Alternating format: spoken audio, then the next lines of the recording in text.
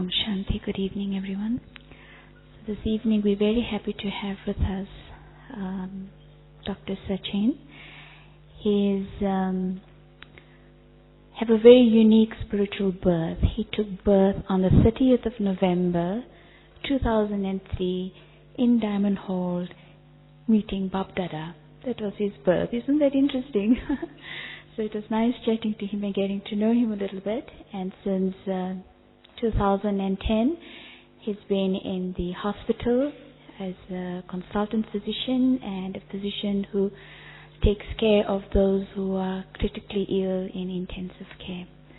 So we're looking forward to this evening as he shares on chop wood and carry water. Thank you. Om Shanti. It was 7th June 1893. A young lawyer was traveling from Pretoria to Durban in South Africa, and he was an Indian lawyer, and at one station the railway officials came and they told him to go to the third class compartment. He refused. He showed them his first class pass, but they were adamant. And when he did not yield, ultimately they kicked him out Pietermaritzburg railway station, and then that gave birth to a movement. So this was the reaction. The young man was very angry. The young man wanted to do something regarding this.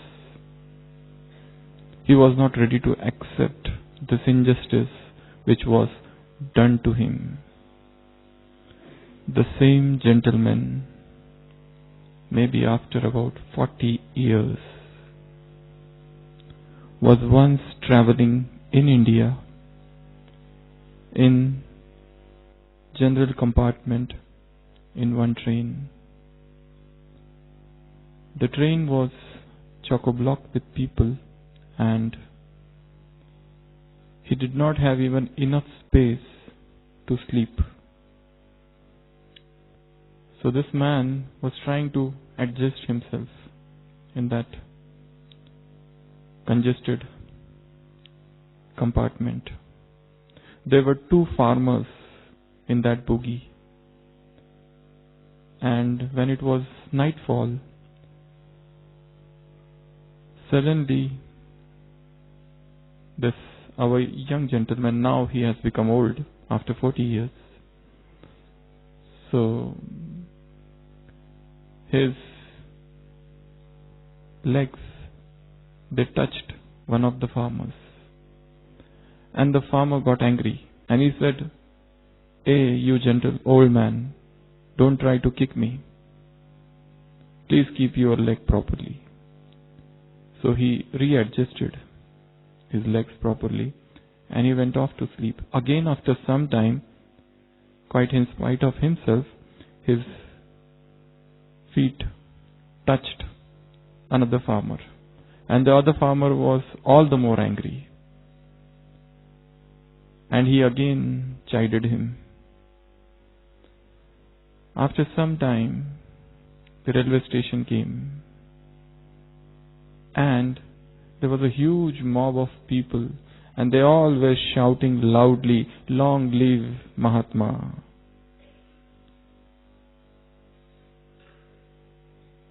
And so on and so forth. There was a huge crowd of people outside.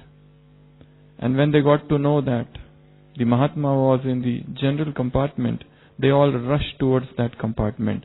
And the two farmers were standing there. And the two farmers were saying, "What Mahatma you are talking of? No great man is inside." But this our old gentleman, he came out. And everybody started garlanding him. And then they got to know that this was none other than Mahatma Gandhi. And they felt ashamed. And they felt that whole night we were sitting with such a great gentleman, such a great soul, but we couldn't know him, we couldn't understand him.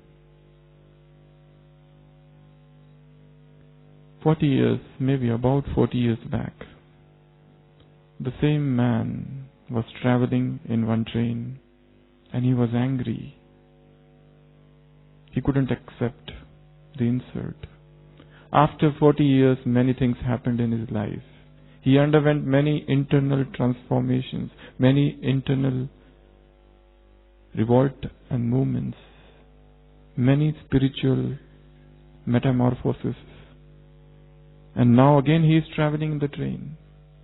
But now, this time not in the first class compartment, but in third class compartment. And again, when he was scolded by two farmers, he spent the whole night sitting in that train, rather than causing further inconvenience to those two farmers. There is a difference in the attitude he had 40 years back and now. The work was same. He was traveling in the train. That time also he was traveling in the train. This time also. But this time, entire internal transformation had occurred. And that's why his reaction was entirely different. He could have said many things to them. He could have said, "You don't know that who I am. So many people are waiting for me with garlands. And what the whole nation or the world calls me. Probably you are unaware of that." But he didn't say a single word, but rather preferred to spend the night sitting. Chop wood, carry water.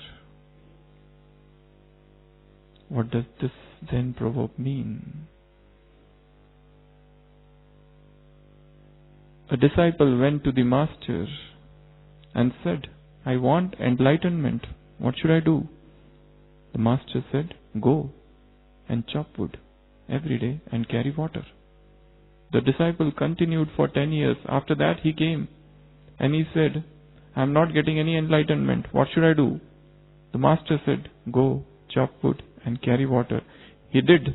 Again he came back after 10 years and he said, "Now I have attained enlightenment. Now tell me what I have to do." The master said, "Chop wood and carry water." So this is a famous Zen proverb. Before enlightenment, chop wood, carry water.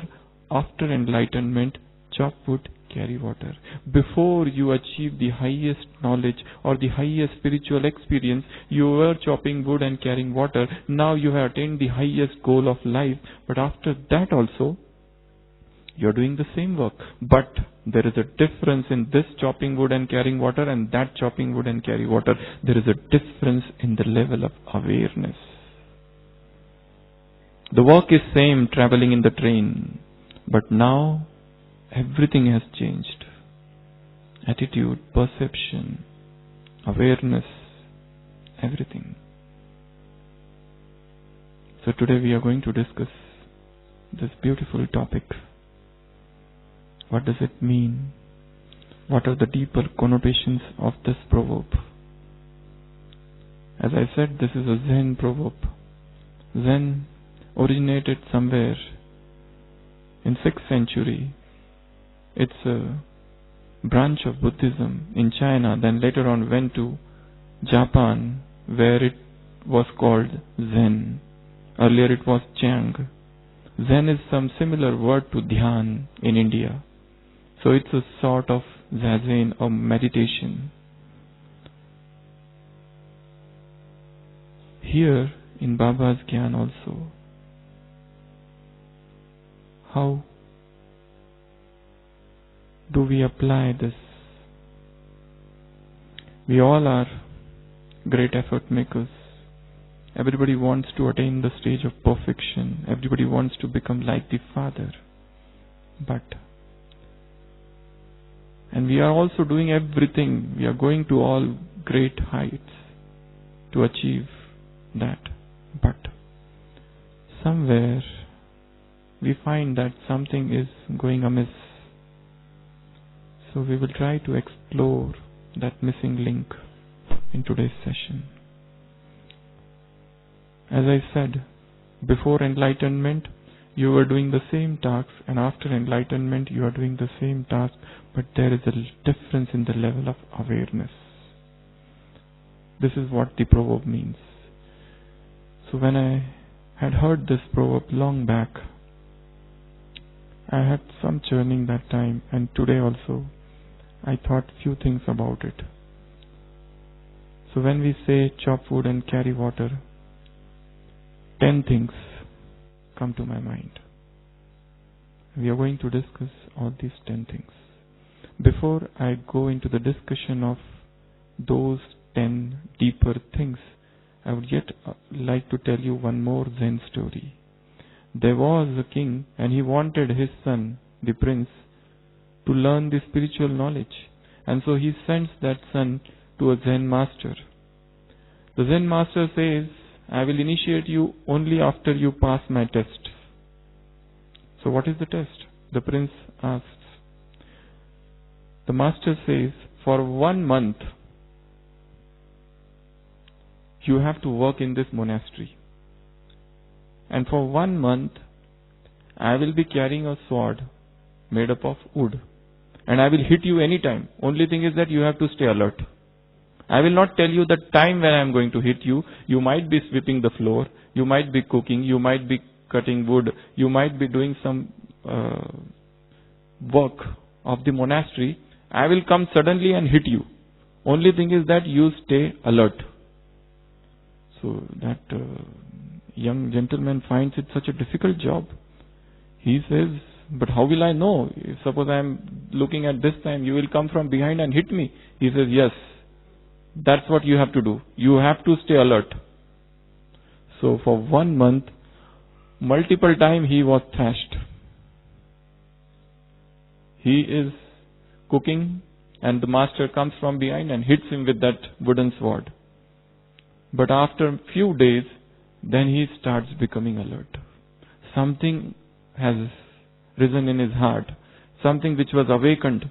Something which was sleeping has suddenly awakened. He has become alert all the time. Throughout the day, from dawn till dusk, he is awake. Because he knows that the master will come from any side and he will hit me. And I have to escape. I have to save myself. So 1 month passes. And the master calls the disciple and he says, yes, good. You have passed. Now second test. I will hit you whilst you are sleeping. Now you decide how to keep yourself safe. But he says, how will when I sleep, I don't stay awake. How will I save myself when you hit me? He says, that's your job, and this is what I want you to do it. So for many nights, he gets multiple thrashings. Because he is sleeping. And he is thinking, now the master will come, now the master will come. He has gone off to sleep and suddenly the master comes from somewhere and hits him with that wooden sword. And that his whole body ache and everything. But after few days, he learns that also. He becomes so alert and so aware that he starts now understanding when the master, he can hear the footsteps. And when the master is going to hit him, and he becomes all the more aware. And before the master hits, he gets up and goes away from that place. So after 1 month, the master says, yes, you have passed this also. Now the third test. He says, now I will use the real sword. And I will hit you anytime throughout the day. It's up to you to save yourself. So the prince says, this is almost impossible.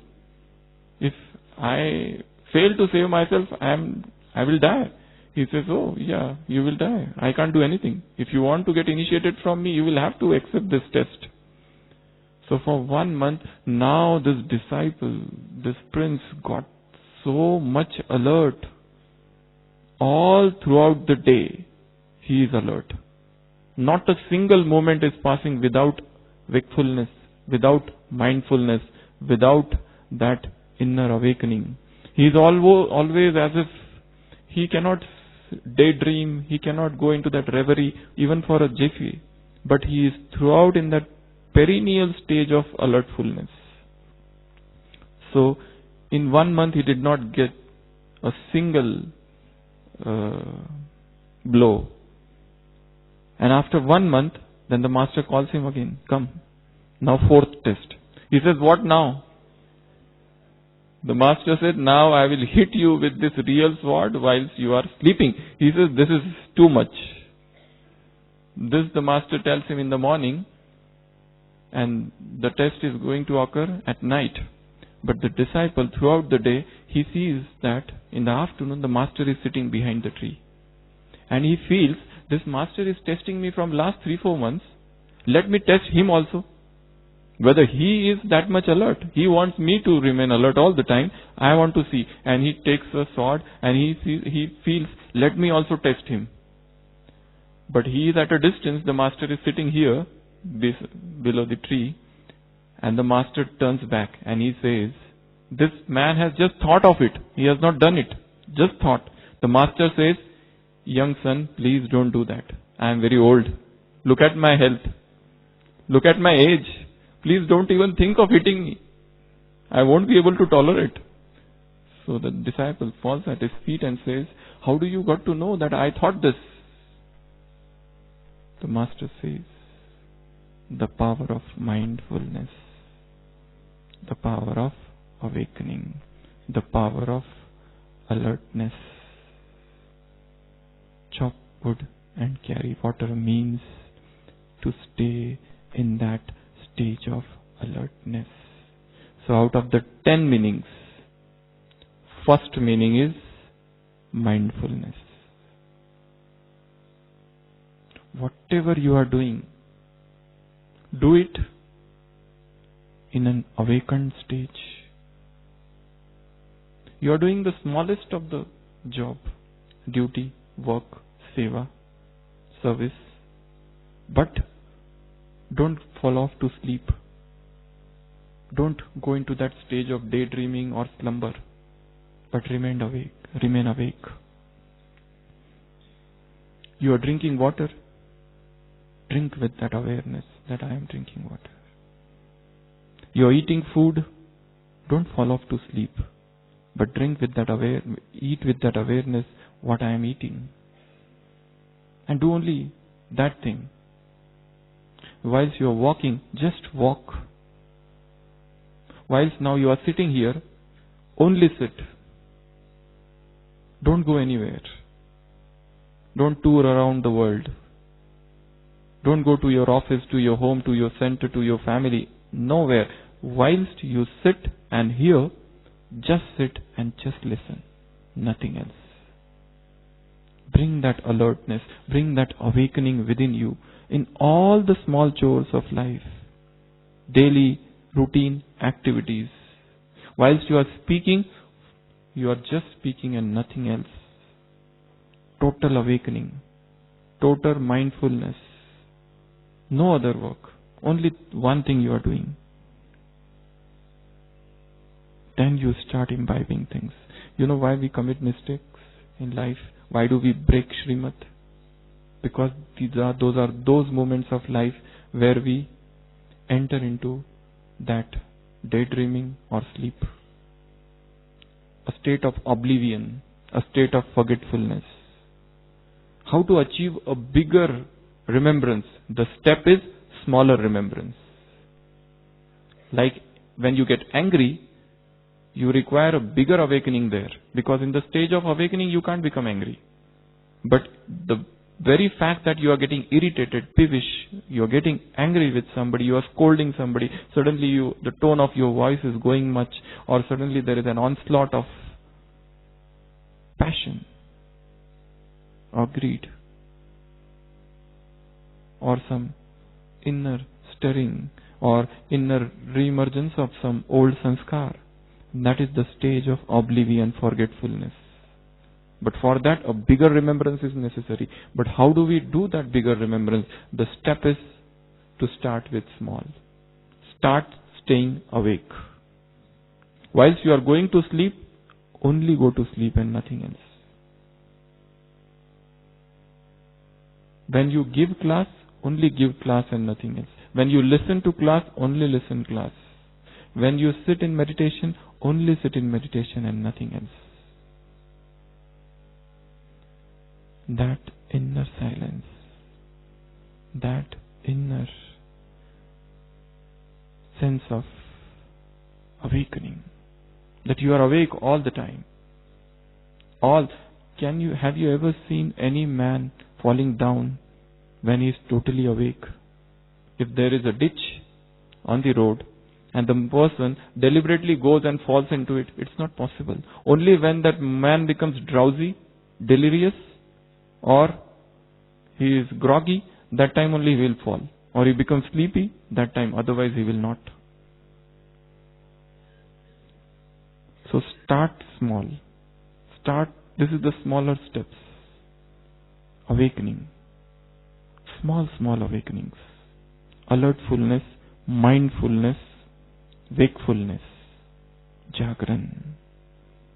So that is the meaning of chop wood and carry water. And give full attention to the smallest of the thing you are doing. Because what we do is, whilst we are doing something, now you are sitting in the class, probably you are thinking of what you have to do after 7:30. You are not here, but somewhere else. Try to be there where you are. So that hurried pace of life which is going on, we are running and rushing and we don't know where we are rushing and what we want and what is the goal. If you look at the lives of some of the BKs, they are rushing from morn till dusk. Just rushing, planning and rushing. Do everything. I am not telling you to give up doing things, to give up work, service. Chop wood, carry water doesn't mean to go and become a sannyasi and sit on the top of some mountain and renounce the world. No, whilst you are in the world, but not of the world. You are in the world doing everything. That job may be just sweeping the floor, but you are in the highest stage of meditation. Baba has said, Avyakta Babdada has said in many of the Murlis, your seva might be sadharan, ordinary, but your sthiti should be extraordinary. I remember one of the doctors who comes in medical conference often, he is a very senior, Dr. Srikhande. He had said once, he narrated his experience. He is a world-renowned surgeon, just like Dr. Ashok Mehta. He had said, when he was a young doctor, his teacher had told him, be an extraordinary surgeon to ordinary people.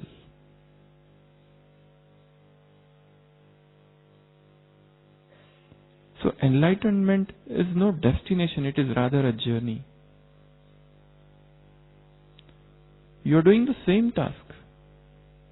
Sweeping, washing dishes, but with the highest awareness, with so much precision, with so much accuracy that no mistake can occur.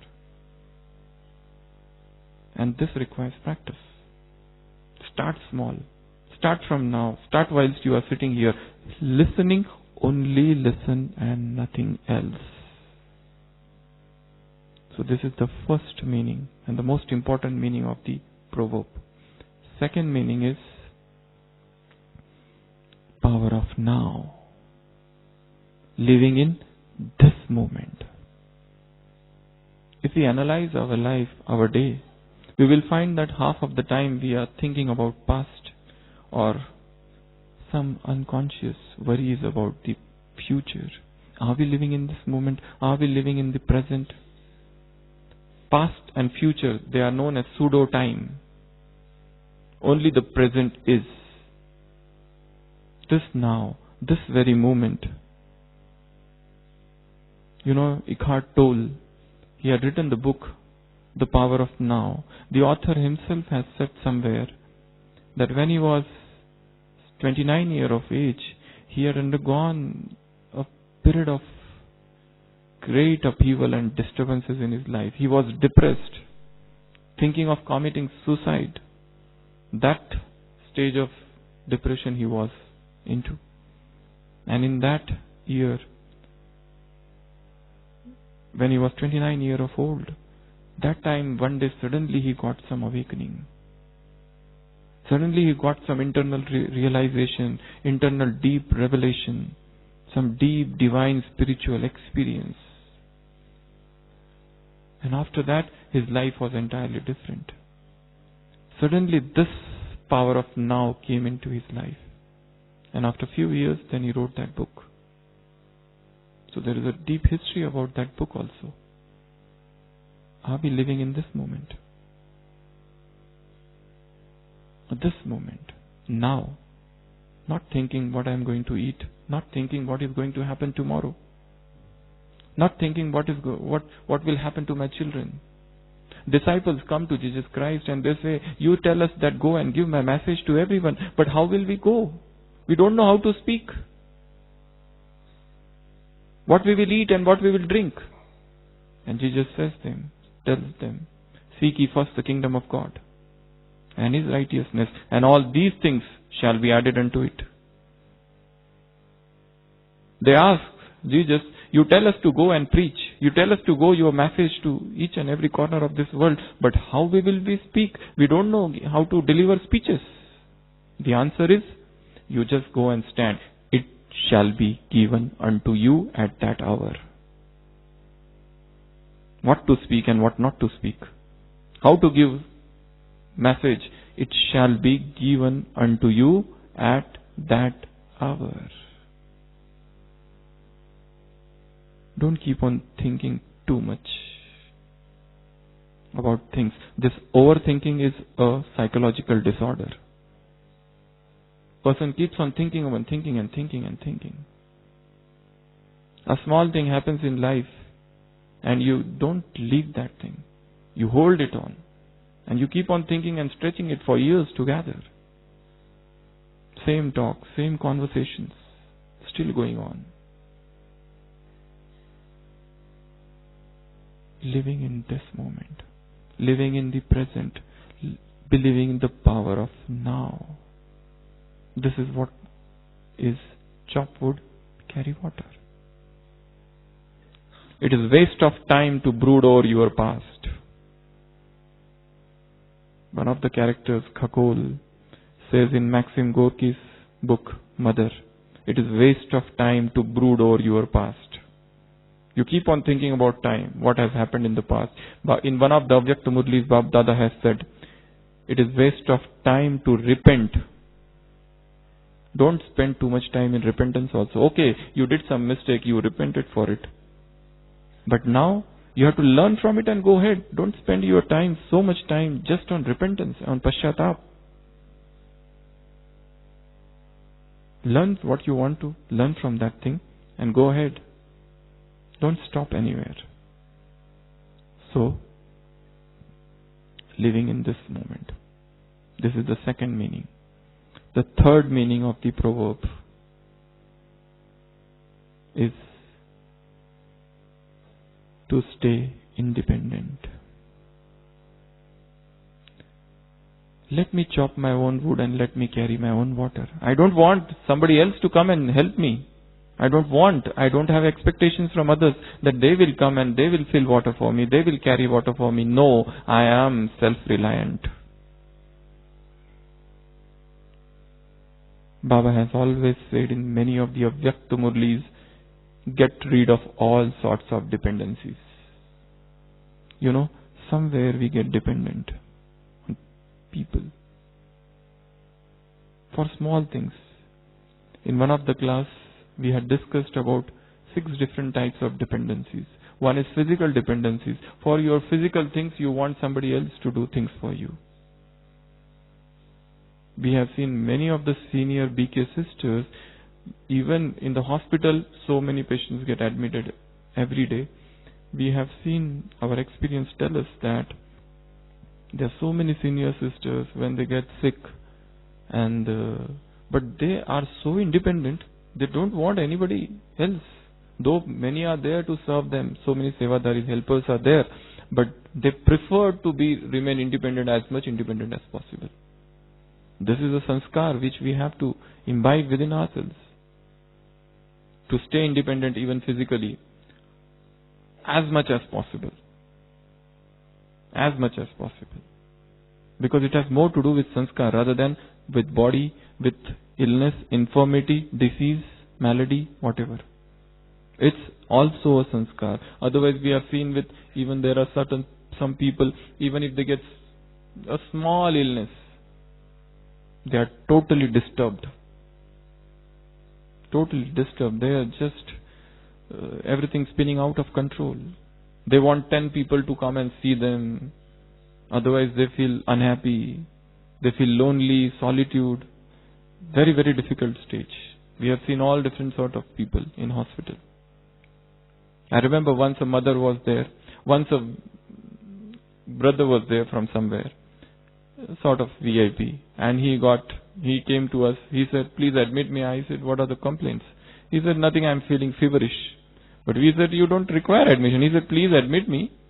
I am feverish. So okay, we admitted him. And after some time, one mother came who was working in Pandavavan. She was having 104 temperature. We said, you require immediate admission. She said, no, I can't, because I have come for Baba's service. I don't want to spend my time in hospital. I am here for service. I don't want to waste my time there. We said, but you are shivering. You need admission. And so we forcefully admitted her. But she said, I don't have any money. We said, we will manage. You just get admitted. So she got admitted in general ward along with many different patients. And the other brother got admitted in the special room. So when we went and saw, all the reports of the brother are normal. And he said, but I am not feeling well at all. Do my further test, this test and that test. So we did everything was normal. And he was discharged. We went and saw that mother. She was shivering and reading Murli at that time. While this mother was watching television and many people were there, caring for him, bringing flowers and many other things. And that mother, she was shivering and still reading Murli. But the temperature is 100. It was 104. And reports everything as abnormal. And next day she says, I want discharge. If you don't, I'll run away.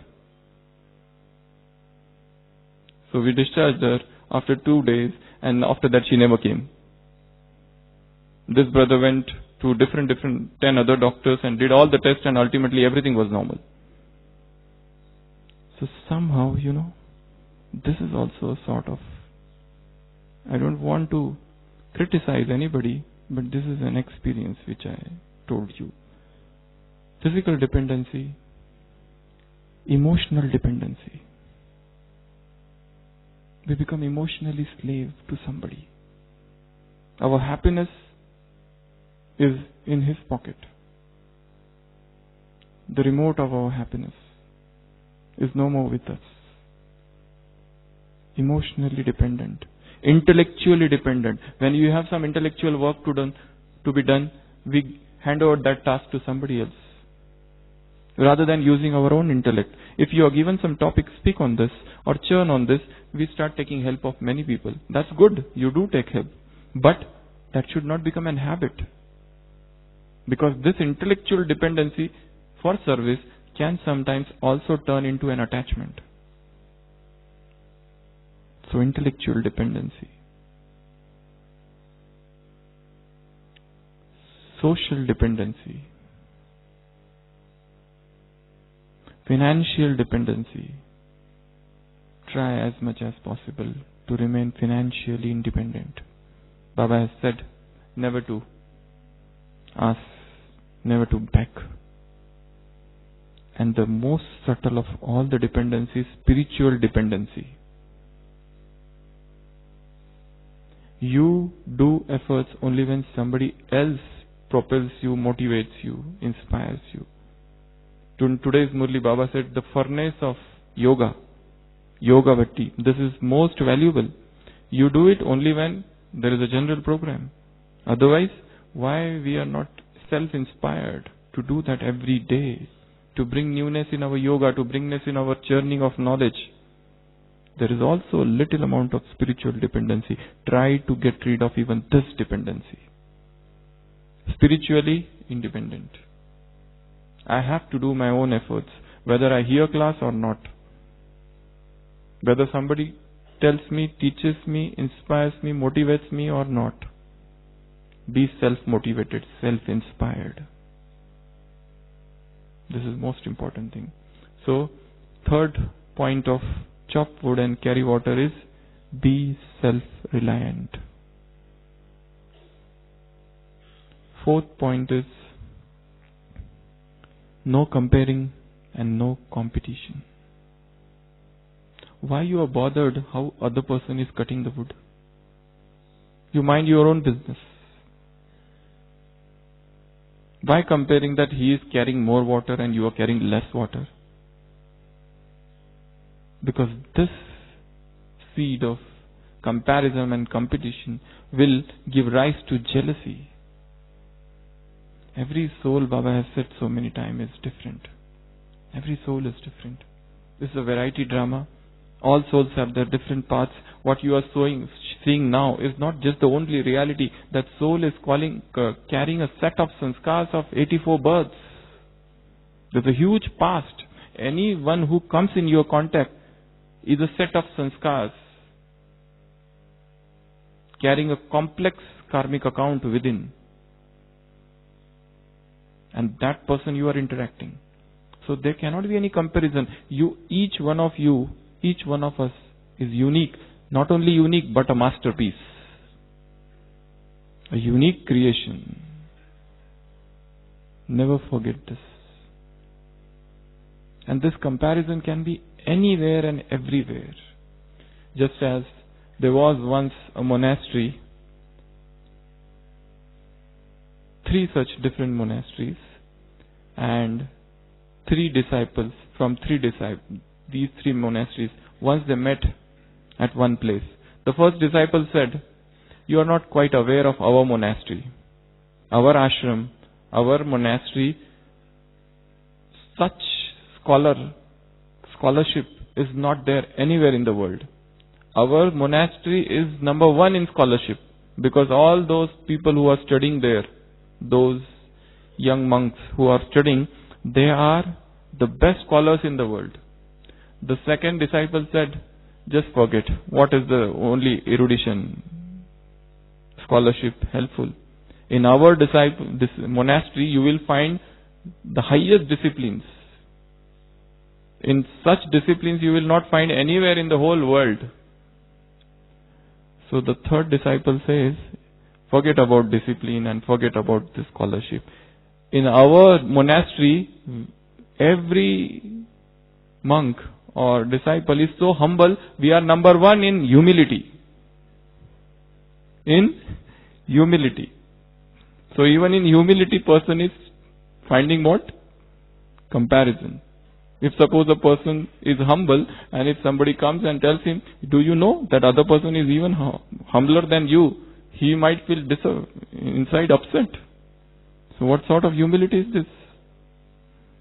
So this tendency to compare, to compete, there's a wild goose chase going around in the world.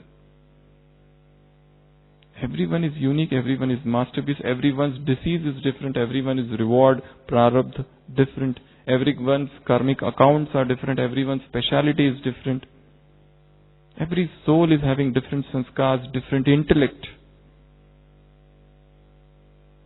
virtues, weaknesses, faults, failings, imperfections. Everything is different. So there cannot be any comparison. Yes, you can learn from them. Yes, you can emulate them. Yes, you can take some good points from their life. But that doesn't mean that when you see somebody going ahead of you, or somebody is more virtuous, and you get that deep feeling of jealousy within, and then you compete. No, this is not we are for here. So the fourth meaning is, you cut your own wood, You carry your own water. Don't compare who is carrying whom, who is carrying how much. Fifth meaning is doing one thing at a time. Rather than going for multitasking, just do one thing at a time. When you are eating, just eat. Don't keep mobile and also doing something on the mobile, on social media, also sending some text, also talking on the phone. No, just keep all the digital things, digital addictions away. Whilst you eat, just eat. Whilst you are talking, just talk. Whilst you are going alone somewhere, just walk alone. Seek the company of nature. Seek solitude. Seek silence. Silence doesn't mean just to keep mum. But internally also you are silent. Solitude doesn't mean that nobody's around, but solitude is internal solitude. Eckhart, Saint Eckhart, not the Eckhart Tolle, but the Mr. Eckhart, who was a German mystic. It's one event in his life. Once he was sitting all alone in jungle, and few of his friends were going by that way, and they thought this Eckhart is alone. Let us give him company. So they came to him and they start talking. And whilst talking, they said, "We thought you are alone, you are in solitude. We have come to give you company." He said, "I was enjoying the company of the Supreme. After you came, now I have got away from my solitude. Now I am feeling lonely when you came." So, whilst in solitude, be in solitude. Go to nature. You have such a pacific, beautiful environment of Gyansar over here. Sit somewhere and hear the chirping of the birds. Sit somewhere and listen to the sibilance of night. Listen to what the nature is saying. And in that stillness, in that silence, in that perfect soundlessness, some chords are touched. And you listen the voice of your own soul. That spiritual inner symphony. So, when you get up, just get up. Don't rush, don't hurry, don't see the watch. Oh, I am late again. Slowly, calmly, silently, unhurried pace. While sitting in Baba's room, just with him, just talk with him. Shut out all other things. Whilst you go away, whilst you work, you are doing some service, focus only on that service and forget everything. As if all other things don't exist. Only this, at this moment, in this moment lies the eternity. This is the final moment, as if you pour yourself into that work, into that service, into that seva. And the moment you finish it, get detached. Just as in today's blessing, what Baba said, you have to do spiritual exercise. Spiritual exercise means at one moment you are in incorporeal stage. Another moment you are in unobjective stage, angelic stage. At third moment you have suddenly become world server. And then you have become a karma yogi. Keep on doing this test, and then all the burden which is there on your chest will be relieved. Keep on practicing this drill. So at one moment you are doing yoga, now get out. Come out from there and do something else. And while doing this, pour your heart into that. There was recently a family who had come in Pandavavan, and they had asked a beautiful question. They said, "We live in Laukik there. Sunday, international yoga is there." So once what happened, we were about to go to center and guest came. We were about to go to center to do international yoga on Sunday, and some old friends who are not in Gyan, they came. Now what to do in such time? Should we say them, "Oh no, we have some important work, you come later on"? Or what are you going to tell? Yeah? Any answer? You were going to the center to do international yoga, and all of a sudden a few guests came. which are your good friends, but they are not in Gyan. So what you will do? Any answer? Any guess? Any conjecture? Yeah? Oh, but they don't have any idea about Brahma Kumaris. Why will they come with you? And you are going just for yoga, meditation. They don't have even a slightest inkling of your Gyan Yoga. They have no idea. What you will do? Or you will tell them, you came at a wrong time. We were about to go to do something important. Come later on, please. What you will do? Yeah? See, serve them, talk with them, but in a meditative stage. Prepare something for them, tea, coffee or some breakfast or whatever. But pour all the love of God into that thing. That itself should become a meditation. That's what you have to do. You can't just show them off. You can't just tell them or talk rude. Or even whilst you don't go, you are thinking negative of them. Why did they come? They should have come at another time. And so on and so forth. Rather than going into that chain of negativity, starting that chain of negativity, you change the track of your mind. Now we were about to go to the center and do yoga there. Now we will stay here only. And whilst talking with them, whilst doing something for them, we will give them good vibrations.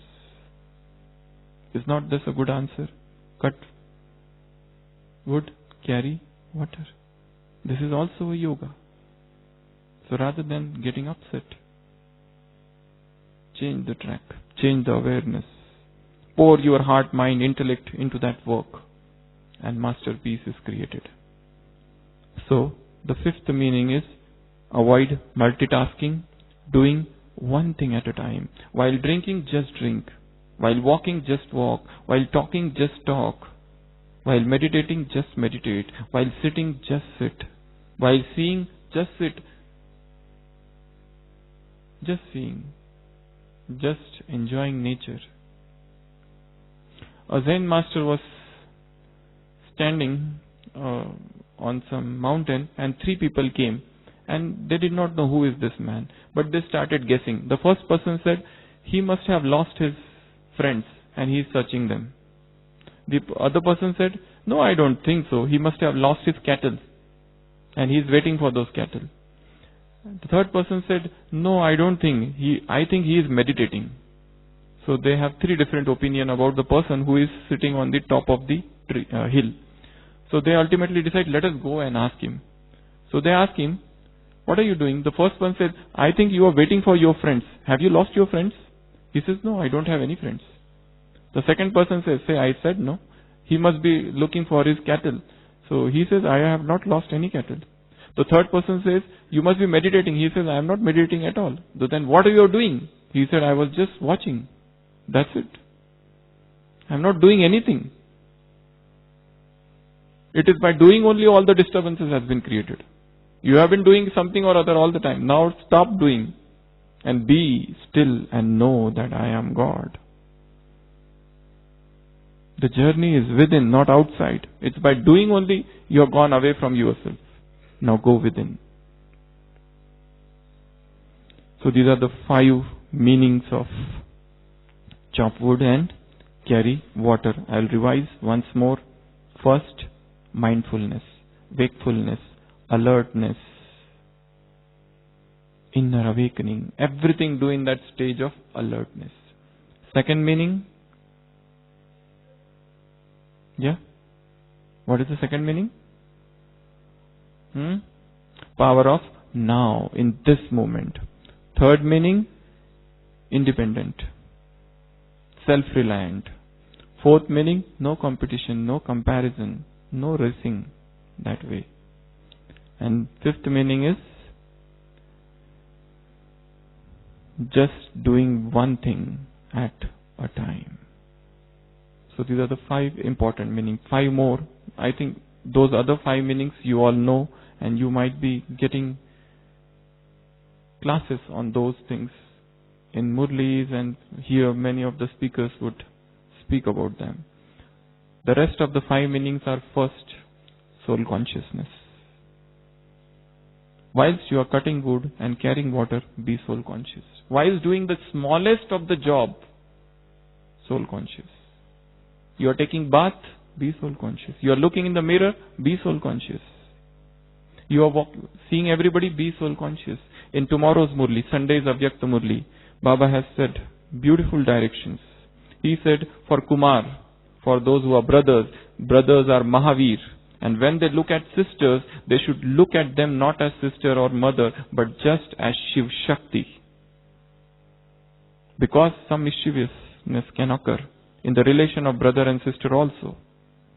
And for sisters, Baba said, think of yourself as Shiv Shakti. And look at brothers as Mahavir. Mahavir means the one who has burnt Lanka. And before burning Lanka, he has to burn the progeny of Ravan, which are within. So, Mahavir belongs to Ram and Shakti belongs to Shiva. Transform the vision, transform the attitude. Drishti and Vritti, change that, transform that. Bring a total sea change. So chop wood and carry water means whilst I chop wood and whilst I carry water, I am soul conscious. I am situated in that awareness, who I am, what I am.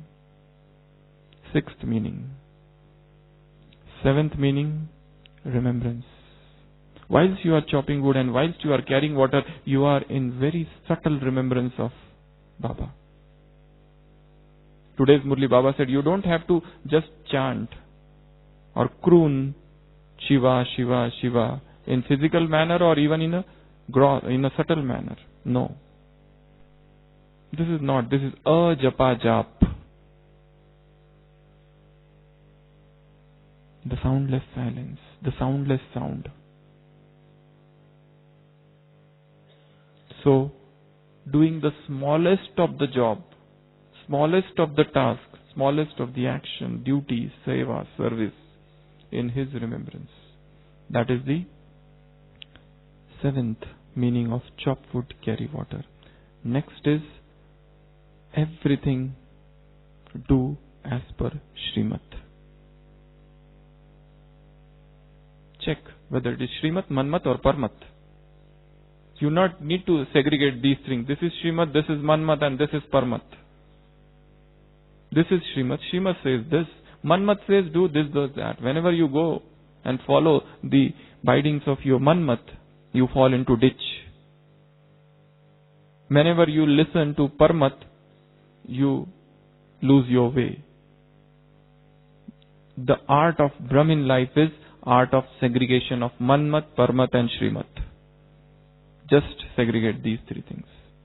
So all works as per Srimat is chop wood and carry water. Ninth is being an instrument.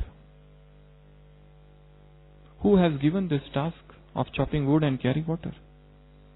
If he wanted, he could have given this same task to somebody else, but he has given to me. You know, in India there was a very, very great singer, one of his type, Muhammad Rafi. You must have heard of him. His voice is melodious, probably unparalleled in the world. He is no more. He had said a very beautiful thing and I like that so much. He was not a very spiritual person, inclined to religion and all, but he had said, if Allah, God wanted, He could have given this voice to somebody else also. But He gave me. It is my good fortune that He gave this voice, such melodious voice in my throat. It is He who has implanted this voice. It is God who has made you instrument for this service, so don't forget. Always think of yourself as a tap. The tank is above. You are just a tap, water is coming through you. So there is no glory of tap, rather than it's the glory of the water which is in the tank. So, but be blessed, feel blessed, feel happy that Baba has made me instrument for this service, and I should not forget that He has all the rights. So what is to be egoistic about it? It is His music which is flowing through my mouth. It's He who is speaking, not me. It is He who is doing the work through me. It is who is guiding me, propelling me, stimulating me, giving me new ideas and everything for this yajna, whatever I am doing, that is His inspiration and nothing is mine. We live, we move and have our being in Him. So, instrument. And the 10th meaning of the proverb is selflessness. Be as much selfish as possible. We don't covet name, fame and glory. All glory belongs to Him. We are not desirous of the ephemeral pleasures of this world. We don't want transitory prestige, name here. My kingdom is not of this world. In Bible says, my kingdom is not of this world. Our kingdom is not of this world. Baba said in yesterday's Murli, be complete beggar. Don't remain attached to anything of this world. Vanity of vanity, all is vanity here. Nothing is going to stay here. Everything is impermanent. Childhood, youth, everything. Old age, death, everything. Nothing is permanent here. So, as much selflessness as possible. As much selfless as possible in all the tasks. That amount of selfishness, whenever that will come, that will make you bigoted. That will make you small. So, these are the 5 important things about chop wood and carry water. First, soul consciousness. Smallest of the task, do with self-consciousness. 2, remembrance of Baba. Beginning any task, ask Him. This is a very good habit. Ask Him, wherever you are, just in 1 second ask Him. Third is Srimat. And for that you need to churn Murli deeply. Today's Murli also, Baba said today morning, that morning hours are not just for sitting and doing yoga, but they are also for churning knowledge. They are also for talking with oneself. They are also for talking with Baba. These 3 things you have to do every day. First, churning knowledge, talking with oneself, self-talk and talking with Baba. Every day these 3 things should go on. Remember this. Okay? So, Srimat. Fourth, as I said, instrument. Let this idea of that I am instrument so much deeply ingrained within ourselves, let it enter into the grey matters. Let it get invigorated in the subconscious mind that I am an instrument, I am an instrument, I am an instrument. If he wants, he can select a better person than me, but he could have selected, but he selected me out of so many, out of millions. So, I thank him for that. And last, chop wood and carry water means as much selfless as possible. Pour yourself into his work, his task. His work is my work. His seva is my seva. So these are the total 10 things about chop wood and carry water. Now all of you, we will sit in meditation. Just close your books, keep aside the pen. And what you have to do in this meditation, I'll give you a short commentary and then you expand that commentary. The theme of this yoga would be 100% mindfulness, alertness, wakefulness, and one of the principles in Zen is stilling the body. Keep the body still. This pose is so important. Keep the pose still. No movement even of the tongue. And try to be meditative even while you are walking. Now it's a hectic hour. hundreds of people are coming and you have to do 100 tasks, but still internally you are maintaining the same silence and same stillness of body. You're doing everything. It's not that you are running away. No escapist way. But we have to practice perfect stillness, master the body. We are the masters of body. Purusharthi, Purush, tomorrow's Murli. We are that master of matter. So this body is matter and I am master of this body. So one of the sadhana, one of the practices, spiritual practices is to master this body, to still it, to have a powerful pose. Okay, that may be, you can sit as comfortably as possible, but be still. Once the finger is here, let it be here only. Let it not move. And then see what force, what energy that moves in the body. What consciousness gets awakened all of a sudden, in spite of you. Okay, so let's move. Red light.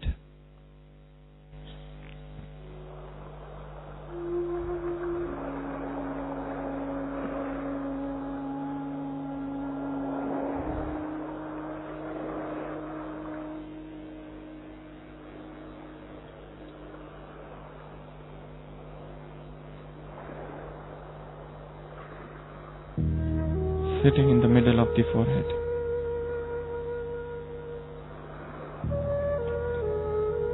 I am a luminous point of light. Radiant. Sparkling.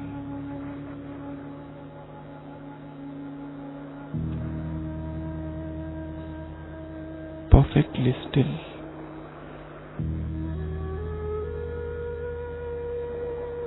Complete silence.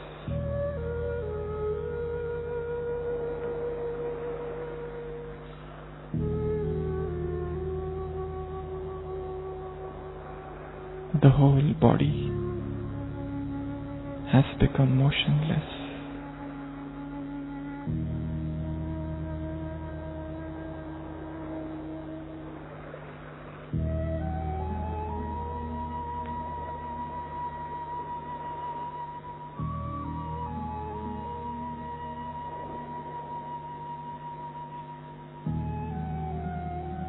I am aware of myself.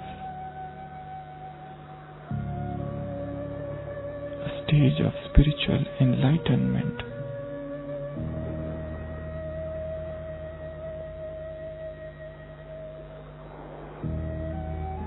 Complete awakening.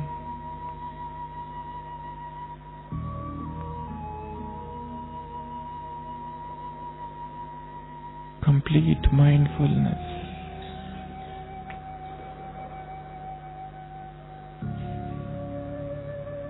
I am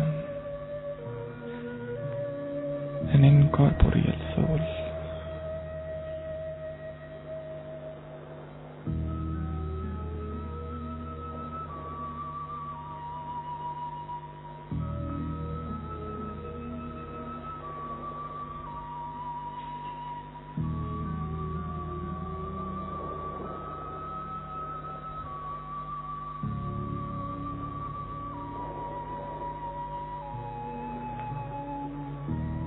Now I drop this body here and assuming the angelic form, I fly above.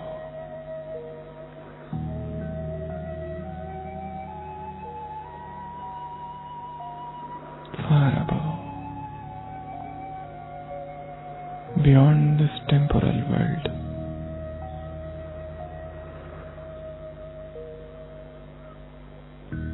Crossing the stars, the vast firmament,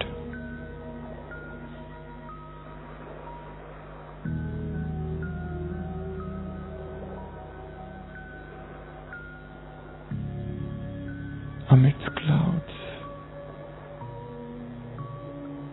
I am an angel of light.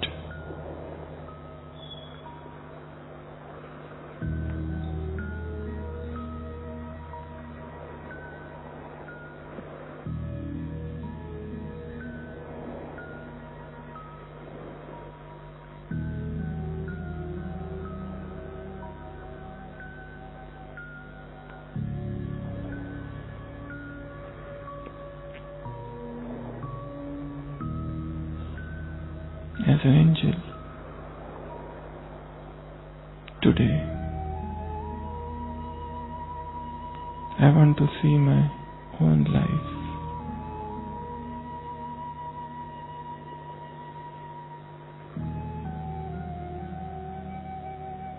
My own awareness.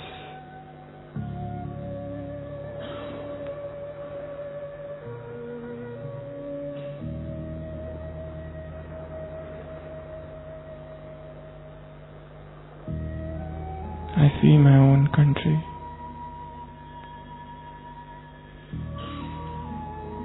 And I go down.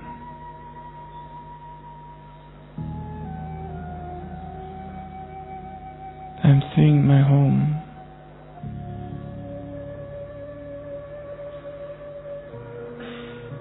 My family members.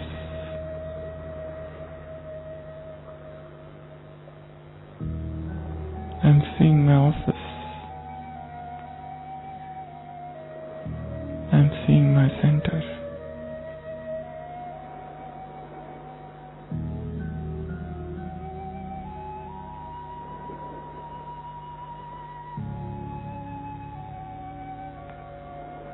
And now I'm seeing my thoughts, my words, and my actions.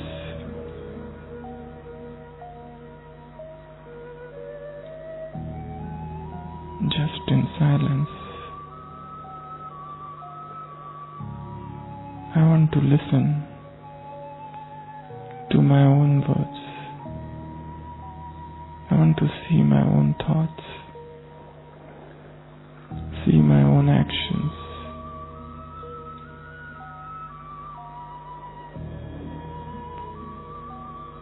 And then decide, how can I bring more awareness, more mindfulness, more focus, more power of now, soul consciousness, Baba's remembrance, Srimad, instrument, nature, and selflessness in all my thoughts, words, and deeds. For next 20 minutes now, just see yourself from morning till night, what you do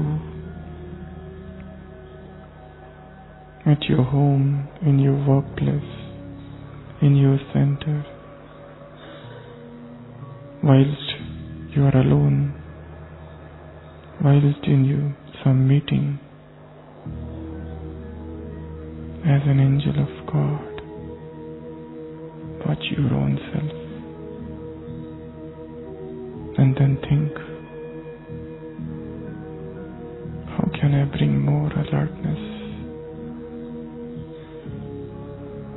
in all my life?